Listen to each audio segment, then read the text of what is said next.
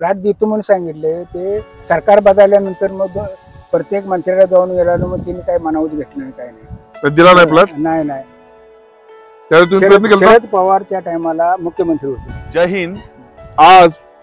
आजपासून 60 वर्षापूर्वी 1964 साली टोकियो ऑलिम्पिक मध्ये जाण्याचं महान कार्य करणारा पैलवान आज आपल्या बरोबर आहे. त्या पैलवानाचं नाव आहे ऑलिम्पिकवीर बंडा पाटील. आजपासून 60 वर्षापूर्वी हिंद केसरी मारुती माने, हिंद केसरी गणपती आंधळकर आणि ही व्यक्ती आज वय वर्ष 84 आहे. ऑलिम्पिकवीर बंडा पाटील. गावाचं नाव आहे वारणा रेटर. त्या गावातला पैलवान जपानची राजधानी टोकियो या ठिकाणी जाऊन भारताचं प्रतिनिधित्व करण्याचं काम केलं. आज आपल्या समोरच आपण पाहू शकता, हातामध्ये एक इळा आहे आणि एक दोरे आहे. मी यांची एक गोष्ट आपल्याला सांगणार आहे की 1964 साली ज्यावेळी यांचं टोकियो ऑलिम्पिकला नाव आलं, त्या दिवशी पण यांच्या हातामध्ये दोरी आणि विळा होता आणि त्यावेळी शेतात गेले होते आणि कोणतं त्यांना सांगायला आलं की अरे तुझं नाव ऑलिम्पिक मध्ये गेलेलं आहे म्हणून. तर आज 60 वर्षानंतर त्यांची हीच परिस्थिती आहे की हातामध्ये इळा आणि दोरे आहे. आपण पाहू शकता ऑलिम्पिकवीर पैलवान बंडा पाटील काळा इमाम तालीमीत सराव करणारे. मामा, थोडस मलाही सांगा, तुमचा परवा मनका निसटला होता असं काहीतरी ऐकायला मिळालं. मग तुम्हाला गव्हर्नमेंटने काय मानधन दिलं का हो? नाही, आता काय झाले, पुण्या आपल्या साताऱ्याजवळ मुख्यमंत्र्यांनी सांगितलं होतं, म्हणजे फडणवीसनी सांगितलं होतं की तुम्हाला पगार वाढवून देऊ आम्ही. ते झालं 2 वर्षी त्याला गेली, तर 2 वर्षी आता 2 महिने झालं की पगार बर का पगार वाढवून देतो म्हणून सांगितलं. पण पहिला जी पगार आहे, पहिला पेन्शन 8 महिने ती दिलेली नाही, काय नाही. हे जरी हे पगार जरी लवकर नाही आला तेव्हा तुम्ही सांगितलेला, पण हे मागला तरी पगार आम्हाला द्या. पेन्शन वेळेवर गव्हर्नमेंटने द्यावी अशी यांची विनंती आहे. 8 महिने झालं पेन्शन दिलेली गेली. मला एक सांगा, ही वारणा नदी तुमच्या पाठीमागला अशी भरून वाहायला लागली, तुम्ही बारकासा सराव कुठे करायचा हो? ते वाळवटात इथं वाळवटीतच हे पाणी जाते, हे मोकळं असताना इथं सराव करतो. वय किती होतं तुमचं? त्या टायमाला वय होते की 7-8 वर्ष. 7-8 वर्षाचा होतो. तिथून पुढे 15-16 वर्षापासून केलं प्रवास. 10 वर्षापर्यंत ते 12 वर्षापर्यंत वाळवटातच करतो. गावात तालीम नव्हती. मला एक सांगा, गव्हर्नमेंटनं आता तुम्हाला जे मानधन म्हणताय का ना तुम्ही, ते मानधन तुम्हाला अजून 8 महिन्यात मिळालेलं? 8 महिन्यात दिलेलं नाही. आता काय आहे बरं, काय आमचा तरी पुढं मंत्र्याजवळ जाऊन काय चालतंय का, कोण आपल्याला विचारणार? तेव्हा आपलं सरकारनं आमचं मानधन पहिलं तरी द्यावं. ते मागलं तुम्ही वाढवून देणार आहे ते द्या कवा, पण ते आता तरी ते 7-8 महिन्यात तरी द्या, एवढी मागणी. म्हणजे 60 वर्षापूर्वी ऑलिम्पिकला गेलेला व्यक्ती आज सरकारला विनंती करतोय की आम्हाने मानधन हे वाढवून द्यायचं, ते नंतर द्या, पण जुनं मानधन आहे ते तरी द्या. ही खरंच शोकांतिका आहे. आज ऑलिम्पिक मध्ये जाऊन आलेली व्यक्ती 60 वर्षापूर्वी आणि आज 60 वर्ष या गोष्टी पूर्ण झालीत आणि त्यावेळी पण ह्या माणसाच्या हातामध्ये विळा होता आणि दोरी होती ना, आज सुद्धा माणसाच्या हातात विळा आणि दोरी आहे. ही फार दुर्दैवाची गोष्ट आहे. मला एक सांगा, त्यावेळी मुख्यमंत्री साहेबांनी तुम्हाला काहीतरी फ्लॅट देतो म्हणून सांगितलेलं? फ्लॅट देतो म्हणून सांगितले, ते सरकार बदलल्यानंतर मग प्रत्येक मंत्र्याला जाऊन गेल्यानं मग तिने काही मनावच घेतलं नाही, काही नाही दिला नाही प्लॅट. नाही नाही त्यावेळी शरद पवार त्या टायमाला मुख्यमंत्री होते.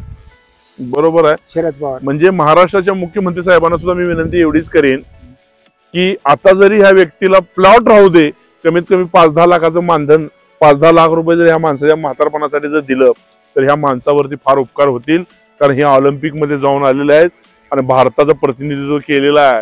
हिंद केसरी गणपती आंधळकर, हिंद केसरी मारुती माने आणि ऑलिम्पिकवीर पैलवान बंडा पाटील म्हणून आहेत. ही 3 महान व्यक्ती ऑलिम्पिक मध्ये गेले होते. तुमच्या कुस्त्या कोणाकोणाबरोबर झाल्या मामा? हरी बिराजदार झाली. हरी बिराजदार बरोबर. संभाजी पवार बिजलीमोल त्याच्यावर झाली.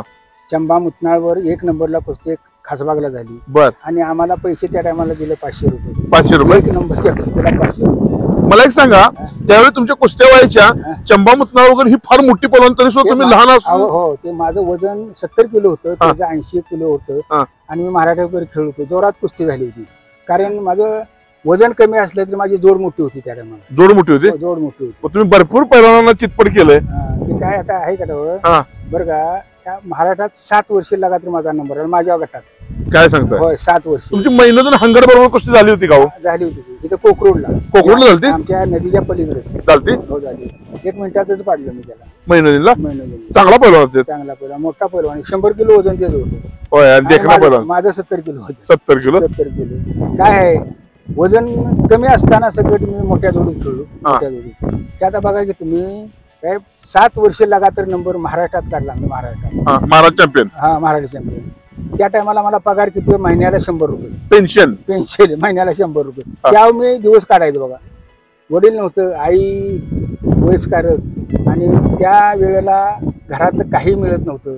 तेवढ्या 100 रुपये तुम्ही महिना काढायचा. 100 रुपये एक महिना. मी खरंच कुस्ती शौकीनांना पण विनंती करेन की 84 वर्षाचा ऑलिम्पिक वीर आपल्या समोर आहे. भरपूर गव्हर्नमेंटनं पण मानधन वगैरे देतो, प्लॉट देतो म्हणून सांगितलं, या व्यक्तीला मिळाला नाही. काही यांच्या चुका आहेत की यांनी गेले नाहीत, पाठपुरावा केला नाही, असं पण काही झालं असेल. नाही चिकार मंत्र्याकडे साऱ्या गेलो होतो, पण कुणी दादच घेतली नाही. कुणी दाद घेतला कृपा करून. आणि काय शेतीतले पैसे खर्च करून मुंबईला जायचं. तिने सांगितलं 8 दिवसाला या, 15 दिवसाला या. मग ते नाद सोडून दिला मी. नको म्हणजे शेती करून कसं करणार हो, ते पण आहे परिस्थिती गरिबीची. त्या वारणा नदीच्या कडेला तीराला कुस्ती करून सराव केलेला, भात उकडून खाल्लेला. हो भात नसलं की भात आणि आपलं झुणका भाकरी पिठलं खायचं. का कोल्हापुरात तालमी शिकवली. त्यावेळी बाळू पाटील पैलवान होते का?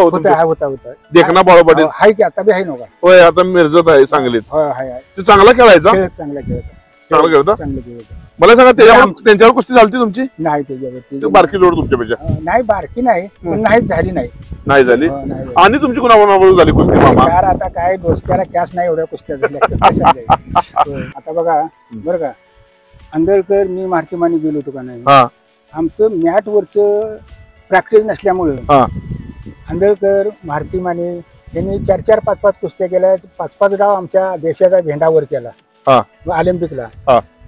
मग काय आहे का सरकारला आपली ही किंमत राहिली नाही. कारण का हे जुनं जे आम्ही होतो का नाही, हे ना त्यांनी फेस दिला, प्रजाने दिलं नाही. हो काय आहे मान्य मामा. तुम्ही सांगा, खशाबा जाधव मेडल आणून सकट त्याला ते काय मिळालं सांगा. काहीच नाही मिळालं. काय मिळालं? आता काय आहे का हे लोक काय म्हणतात मोठे मोठे, आपल्यातला ऑलिम्पिकला का जायत नाही. आता टोकियोवर ज्यानं माझ्यावर कुस्ती झाली, त्यानं जगात नंबर काढला. त्याला लहान असताना 5 वर्षाचा असताना त्यानं सरकारनं दत्त घेतलं होतं त्या मुलाला. मग तो नंबर का काढणार नाही.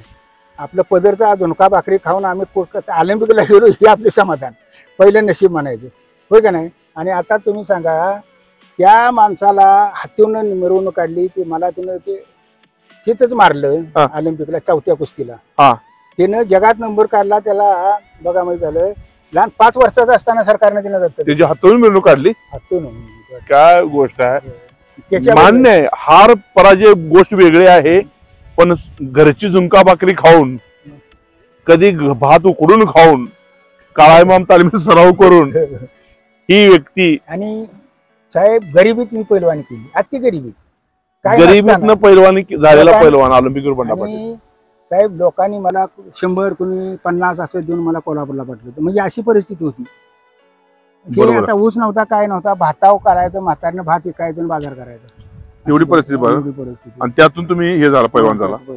आता साहेब माझ्या कमरेचा मणका मला आता सध्या उभं राहायला येणार. डॉक्टर पाशी गेलो, डॉक्टरने सांगितलं 6 लाख रुपये लागतील. मग ह्या वयात मणका सळा होयाचा आणि आम्ही होयाचा. आता परमेश्वरानं ओरिजिन दिले, त्यात समाधान मांडायची. डॉक्टरकडे जायचं नाही, काही नाही. म्हणजे यांच्या मणक्याचं दुखणं आहे, ह्याच्यासाठी सुद्धा डॉक्टरने 6 लाख रुपये सांगितलेत. आणि ते 6 लाख रुपये कुठनं आणायचं हा त्यांचा शब्द आहे. आता मला ह्याच्यावर काय मी बोलू शकत नाही. सर्व कुस्ती शौकीनांना आणि महाराष्ट्र गव्हर्नमेंटला मी विनंती करेन की यांना काहीतरी रक्कम मानधन स्वरूपात द्यावी आणि अशा व्यक्तीचं मान सन्मान राखण्याचा कमीत कमी यांच्या उतारवयात तरी प्रयत्न करा, एवढंच मी आपल्याला विनंती करतो. आणि ऑलिम्पिकवर बंडा पाटील याच वारणा नदीच्या तीराला सराव केलेला आणि कुस्तीची सुरुवात केलेली आणि ऑलिम्पिक पर्यंत जाण्याचं महान कार्य केलं. आणि मोठमोठ्या पैलवानाला चितपट करणारा पैलवान आज शेतामध्ये राबतोय, हातामध्ये दोरी आहे. मला आपल्याला हे आवर्जून सांगायचं आहे की 60 वर्षापूर्वी ज्यावेळी ऑलिम्पिकला निवड झाली त्यावेळी पण हातामध्ये दोरी विळा होता. आणि आज सुद्धा वयाच्या 84व्या वर्षी हातामध्ये दोरी विळा आहे आणि पैलवान आपल्या समोर आहे, आपण पाहू शकताय. तर भारत सरकारला मी विनंती करेन की अशा या पैलवानाची दाद घ्यावी आणि म्हातारपणामध्ये त्यांना थोडंसं मानधन स्वरूपात काहीतरी द्यावं, एवढंच मी विनंती करून थांबतो. जय हिंद, जय भारत.